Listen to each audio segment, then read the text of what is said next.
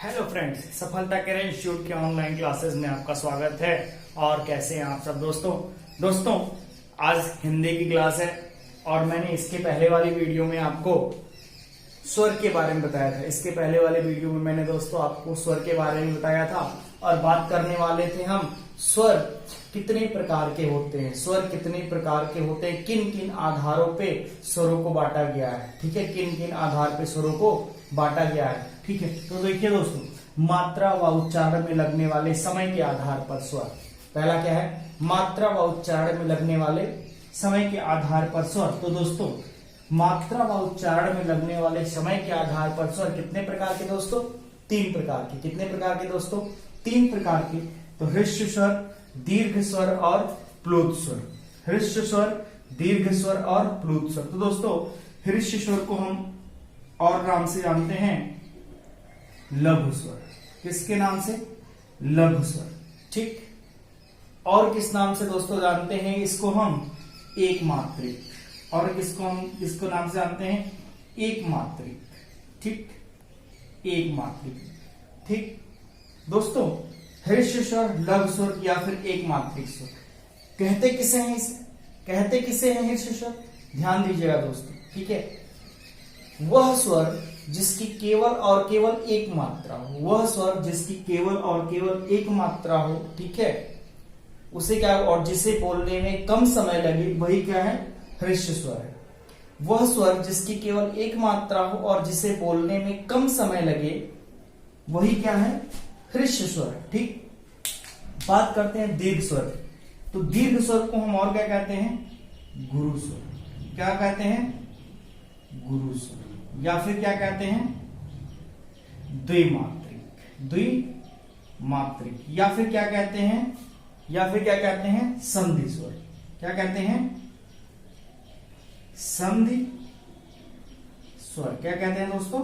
संधि स्वर। ध्यान दीजिएगा दोस्तों, कभी कभी पूछ लिया जाता है कि लघु स्वर का अपोजिट क्या है। तो लघु का दीर्घ मत कहिएगा। लघु का होता है गुरु स्वर, एक मात्रिक का द्विमात्रिक, और ह्रस्व का होता है दीर्घ।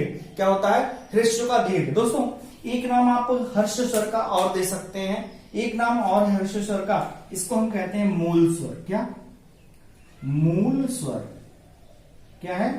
मूल स्वर। ठीक, तो दीर्घ स्वर किसे कहते हैं?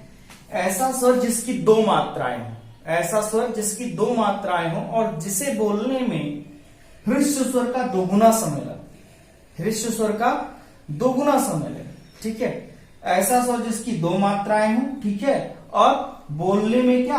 ह्रस्व स्वर से 2 गुना समय लगे, तो क्या हो जाएगा? वह दीर्घ स्वर हो जाएगा। अगला है वृत्त स्वर, जहां ह्रस्व और दीर्घ दोनों से अधिक समय लगे। जिसे बोलने में ह्रस्व और दीर्घ दोनों से अधिक समय लगता है, वहां क्या है दोस्तों?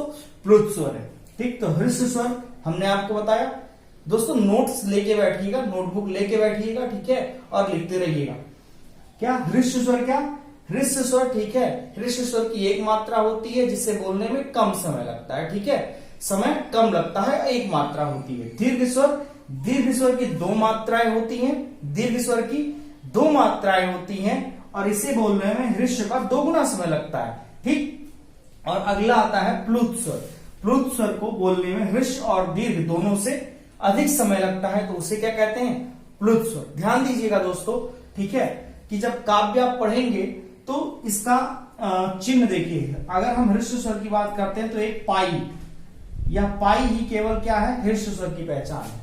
पाई क्या है? ह्रस्व स्वर की पहचान है। जबकि ये, ठीक, उल्टा एस अगर आप देखेंगे, ठीक है, तो क्या हो जाएगा? उल्टा एस अगर आप देखेंगे तो यह दीर्घ स्वर की पहचान है। यह किसकी है? दीर्घ स्वर की पहचान है। और dot dot dot dot dot dot अगर हो जाएगा तो ये क्या है? प्लुत स्वर की पहचान है। इस डॉट को हम कहते हैं अपूर्ण। क्या कहते हैं? इस डॉट को हम अपूर्ण कहते हैं। तो यह प्लुत स्वर की पहचान। अभी हम आगे बताएंगे दोस्तों इसको। ठीक, तो अब बात करते हैं ह्रस्व स्वर है कौन कौन से। ह्रस्व स्वर कौन कौन से हैं ये देखिए। ठीक, तो ह्रस्व स्वर की संख्या दोस्तों है 4। कितनी संख्या है? 4। आ, ई, उ और री। ठीक, कितनी संख्या आई हुई है ह्रस्व स्वर की? 4। तो दोस्तों ह्रस्व स्वर कितने हैं? 4 हैं। अगर आपसे पूछता है कि ह्रस्व स्वर कितने हैं, तो कितने हैं दोस्तों? 4 हैं। ह्रस्व स्वर कितने हैं? 4 हैं। अब बात आती है दीर्घ स्वर की। अब बात आती है दोस्तों दीर्घ स्वर कितने हैं। तो दीर्घ स्वर की कितनी संख्या है ये देखिए, यहां छोटा आ, छोटी ई, ऊ और री, छोटा आ, छोटी ई, ऊ और री को निकाल दिया गया। बाकी कितने बचते हैं? टोटल कितने स्वर हैं? 11। टोटल कितने स्वर हैं? 11 हैं। तो 11 में से 4 निकल गए। अब बचते कितने हैं? 7। देखिए, बड़ा आ, बड़ी ई, बड़ा ऊ, ए, ऐ, ओ,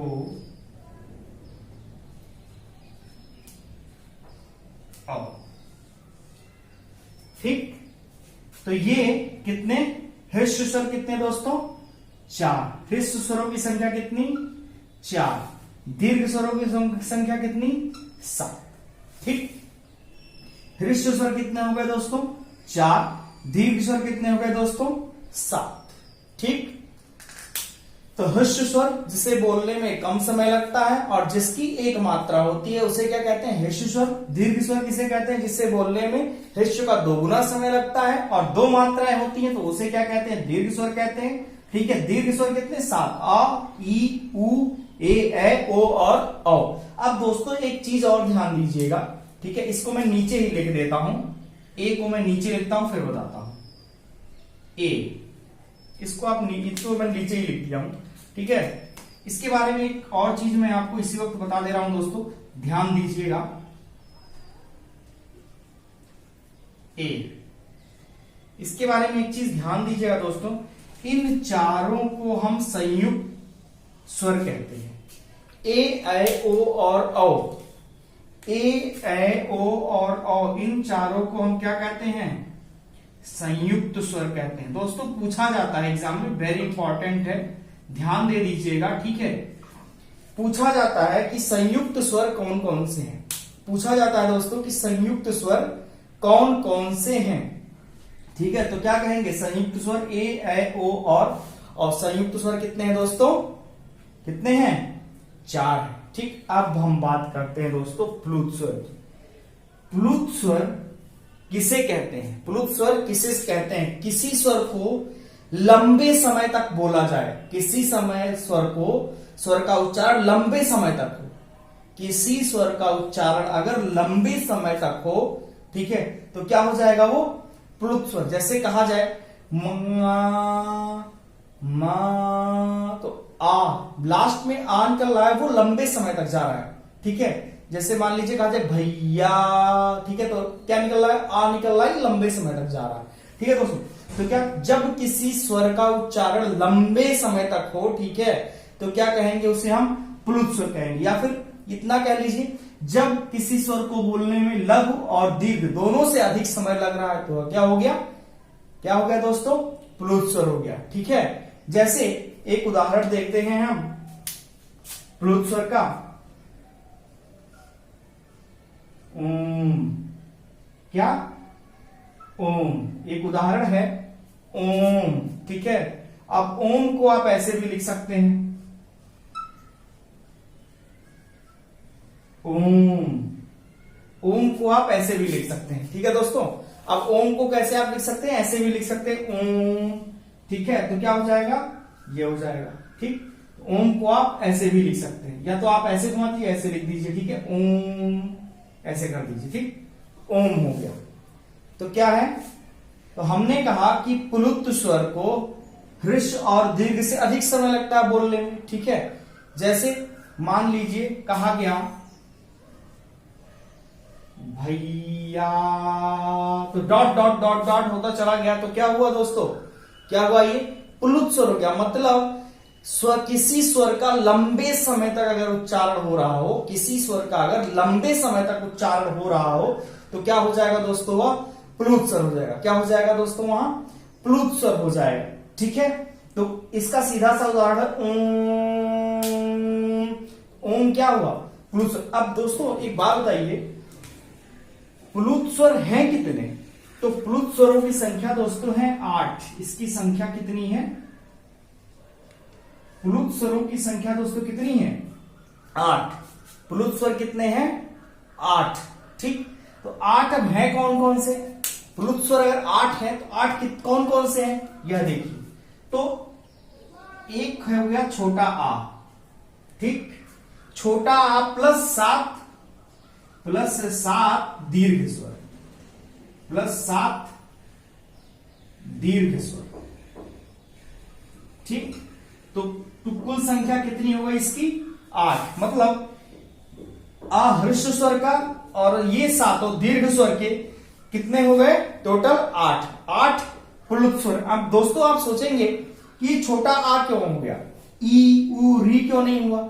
दोस्तों आ को अगर हम करेंगे तो ये आ ही रह जाएगा, ठीक है। लेकिन अगर ई को हम लेते हैं, ई को अगर हम लेते हैं तो ई बोलते ही क्या हो जाएगा? यह दीर्घ स्वर में परिवर्तित हो जाएगा, या दीर्घ स्वर में परिवर्तित हो जाएगा। और ऑलरेडी हमने दीर्घ तो स्वर के 7 स्वर लिए हुए हैं प्लुत स्वर में, ठीक है। तो क्या है, इसीलिए ई उ और री को नहीं लिया गया, ठीक। तो क्या है, प्लुत स्वर की संख्या 8, ठीक है, अ और 7 दीर्घ स्वर। दोस्तों आपको याद रखने वाली चीज कौन कौन सी है, ठीक है। तो अगर पूछा जाए स्वर कितने प्रकार के होते हैं, सीधा सा, ठीक है, अगर सीधा सिंपल क्वेश्चन पूछा जाए स्वर कितने प्रकार के होते हैं? 3, ह्रस्व, दीर्घ और प्लुत, ह्रस्व, दीर्घ और प्लुत स्वर, ठीक। लेकिन आपको याद कितना रखना है? 2, ह्रस्व और दीर्घ, ठीक। अगला क्वेश्चन आपसे पूछा जाएगा, ह्रस्व स्वर कितने प्रकार के होते हैं दोस्तों? तो 4 प्रकार के। दीर्घ स्वर कितने प्रकार के हो दोस्तों? हैं 7 प्रकार के। प्लुत स्वर कितने प्रकार के होते हैं दोस्तों? 8 प्रकार के, ठीक है। प्लुत स्वर कितने हैं, सॉरी, दीर्घ स्वर कितने, ह्रस्व स्वर कितने हैं? 4 हैं। दीर्घ स्वर कितने हैं? 7 हैं। और प्लुत स्वर कितने हैं? 8 हैं, ठीक है। और अगर आपसे क्वेश्चन यह पूछे मात्रा व उच्चारण में लगने वाले समय के आधार पर स्वर, तब भी आप क्या कहेंगे? ह्रस्व स्वर, दीर्घ स्वर और प्लुत स्वर। क्या कहेंगे दोस्तों? 3, ठीक, ह्रस्व स्वर, दीर्घ स्वर और प्लुत स्वर। तो दोस्तों अब बात आती है होस्ट, मतलब ओष्ठ आकृति के आधार पर स्वर। इससे पहले मैं एक क्वेश्चन पूछता हूं दोस्तों, यदि खाली कमरे में ध्वनि गूंज रही है तो कौन सा स्वर है? यदि खाली कमरे में कोई बोलता है और ध्वनि कंपन करती है तो कौन सा स्वर है? तो कौन सा स्वर होगा दोस्तों? प्लुत स्वर होगा। गोले का दमना प्लुत स्वर होगा। कुएं में अगर आप ढेला मारते हैं तो कुछ समय तक आवाज निकलती है, कौन सा स्वर होगा दोस्तों? प्लुत स्वर होगा। बंदूक से गोली निकलती है, कुछ समय तक आवाज होती है दोस्तों, कौन सा स्वर होगा? प्लुत स्वर होगा, ठीक है। जब भी आवाज गूंज रही हो तो कौन सा स्वर हो जाएगा दोस्तों? वहां प्लुत स्वर होगा, ठीक है। तो उदाहरण पूछा जाता है दोस्तों, ठीक है। तो अगला है ओष्ठ आकृति के आधार पर स्वर। ओष्ठ आकृति के आधार पर स्वर कितने प्रकार के होते हैं? तो एक होता है, पहला इसमें है वृत्ताकार स्वर। क्या? वृत्ताकार स्वर, ठीक। और दूसरा है दोस्तों, दूसरा है अवृत्ताकार स्वर। क्या?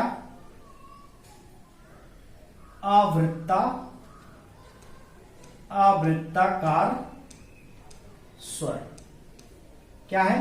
पहला है वृत्ताकार स्वर और दूसरा है दोस्तों अवृत्ताकार स्वर। ओष्ठ की आकृति के आधार पर स्वर कितने? 2, वृत्ताकार स्वर और अवृत्ताकार स्वर। तो दोस्तों वृत्ताकार स्वर का मतलब जब ऐसे स्वर जिसे बोलते समय होठ गोल हो जाता है, जिसे बोलते समय होठ गोल हो जाता है, ठीक है, तो वह कहेंगे वृत्ताकार स्वर। और ऐसा स्वर जिसे बोलते समय होठ गोल ना हो तो वो क्या हो जाता है? अवृत्ताकार स्वर। जैसा कि शब्द से ही स्पष्ट है वृत्ताकार स्वर और अवृत्ताकार स्वर। मतलब ऐसे स्वर जिसे बोलते समय ओठ क्या हो जाता है? गोल हो जाता है, यानी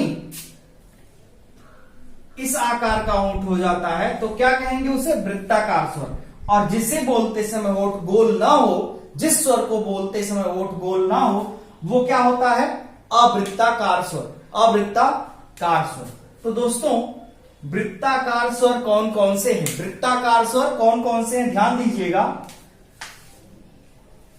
ऊ, देखिए ऊ को बोलते समय क्या हुआ? ओठ गोल हुआ। छोटा ऊ हो गया तो छोटा ऊ हो गया तो बड़ा ऊ भी होगा। ऊ फिर गोल हुआ। ठीक, अब बात अगला कौन सा होगा? ओ। ठीक, ओ और इसके अगला ओ, फिर गोल हुआ ओठ तो क्या हो गया? ओ। ठीक, तो देखिए दोस्तों वृत्ताकार स्वर कितने हैं? 4। वृत्ताकार स्वरों की संख्या कितनी हो गई? 4 हो गई। ठीक, वृत्ताकार स्वरों की संख्या कितनी हो गई? 4 हो गई। ठीक, तो बाकी जो बचते हैं वो क्या है? अवृत्ताकार स्वर। बाकी जो बचते हैं वही क्या है? अवृत्ताकार स्वर है। तो अवृत्ताकार स्वरों की संख्या आप लिख दीजिए। ठीक है, क्या है?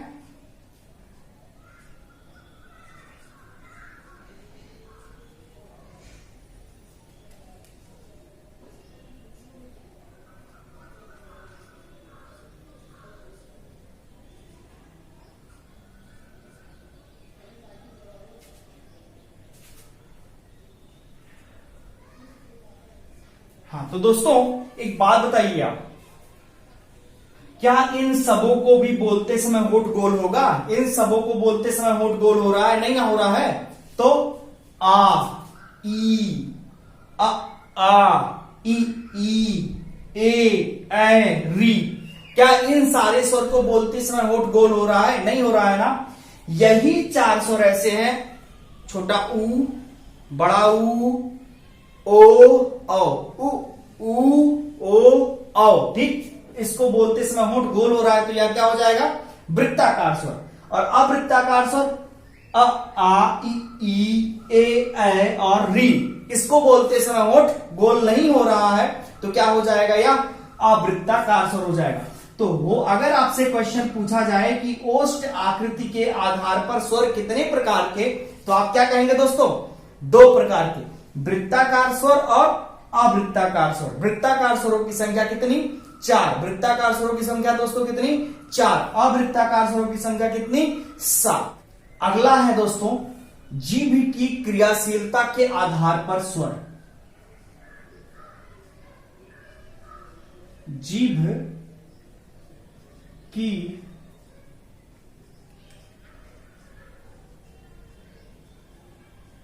क्रियाशीलता, जीभ की क्रियाशीलता के आधार पर स्वर के आधार पर स्वर। तो दोस्तों जीभ की क्रियाशीलता के आधार पर मतलब जीभ का हमेशा कोई भी स्वर बोलते समय 3 पार्ट सकता है, या तो आगे का पार्ट सटेगा, या फिर पीछे का पार्ट सटेगा, या फिर मध्य पार्ट सटेगा। ठीक, तो जीभ की क्रियाशीलता के आधार पर स्वर कितने प्रकार के? 3 प्रकार के। पहला अग्र, पहला क्या हुआ? अग्र। दूसरा क्या हुआ? मध्य। और तीसरा क्या हुआ? पश्च। ठीक, मतलब आगे का पार्ट, पीछे का पार्ट, आगे का पार्ट, बीच का और पीछे का, अग्र, मध्य और पश्च। ठीक, तो दोस्तों ध्यान दीजिएगा, जीभ की क्रियाशीलता के आधार पर स्वर 3 भागों में बांटा गया। अग्र स्वर, मध्य स्वर और पश्च। ठीक है, तो अग्र में केवल और केवल मध्य में केवल और केवल एक आता है दोस्तों, आ। मध्य में केवल और केवल कौन सा आता है? आ आता है। ठीक, अब पश्च, आ देखिए, आ, जीभ कहां सट रही है? आगे सट रही है ना, आ, जीभ कहां सट रही है? आगे सट रही है। अब देखिए दोस्तों पश्च, तो क्या हो जाएगा? यहां बड़ा आ, क्या हो जाएगा? आ। तो जीभ कहां सट रही है? पीछे। आ, जीभ कहां सट रही है? एकदम पीछे। फिर ई, तो जीभ कहां सट रही है दोस्तों? बीच में।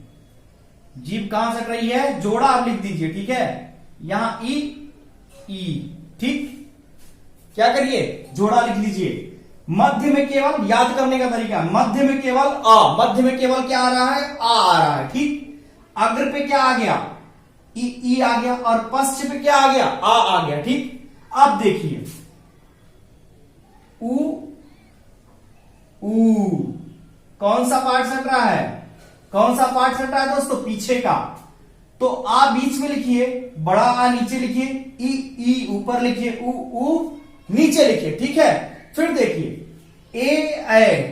ए कौन सा पार्ट सटा, ए कौन सा पार्ट सटा, बीच वाला, ए, फिर ए दोनों में कौन सा पार्ट सटा, बीच वाला, ठीक है। और इसके बाद क्या बच रहा है, अभी ई ए छोटा आ, ठीक। अब देखिए दोस्तों, अब इसमें और कुछ आएगा, आ उ ओ कहां से आया, ओ कौन सा पार्ट सट रहा है, पीछे वाला, ठीक। ओ, फिर ओ कौन सा पार्ट, पीछे वाला सट रहा है, ठीक है, ओ और ओ, ठीक। और री कहां जाएगा दोस्तों, री कहां आया, सबसे आगे आ रहा है ना री, तो कहां जाएगा, अग्रभाग में। री कहां, अग्र, री कहां, अग्र। तो दोस्तों जीभ की क्रियाशीलता के आधार पर स्वर कितने, 3, अग्र, मध्य और पश्च। अग्र में आएगा ई ए और री, मध्य में आएगा छोटा आ, पश्च में आएगा बड़ा आ, छोटा ऊ, बड़ा ऊ, ओ और ओ, ठीक है। तो जीभ की क्रियाशीलता के आधार पर स्वर 3 हुए, अग्र, मध्य और पश्च। अगर आपसे पूछा जाए तो पूछा जाएगा कि जीभ की क्रियाशीलता के आधार पर स्वर के अग्र भाग में कौन कौन से स्वर हैं, मध्य भाग में कौन कौन से स्वर हैं और पश्च भाग में कौन कौन से स्वर हैं। दोस्तों कल हम आपको बताएंगे तालु की स्थिति के आधार पर स्वर, तालु की स्थिति के आधार पर स्वर की कहां से, कंठ से कौन निकलता है, जीवा से कौन निकलता है, ठीक है। तो कल ये सारी चीजें आपको बताई जाएंगी दोस्तों, ठीक है। दोस्तों आप लोगों से हार्डली रिक्वेस्ट है, अगर आपको वीडियो पसंद आ रही है तो वीडियो को लाइक करें, सब्सक्राइब करें और हमारे चैनल को सब्सक्राइब करें दोस्तों, ठीक है। और एक चीज दोस्तों, अगर आपको नए वीडियो मिलने में परेशानी हो रही है तो दोस्तों अपने चैनल पे जाकर बेल आइकॉन को जरूर प्रेस कर दीजिए, बेल आइकॉन को प्रेस करिए ताकि नए वीडियो आपको मिलते रहे दोस्तों, ठीक है। तब तक के लिए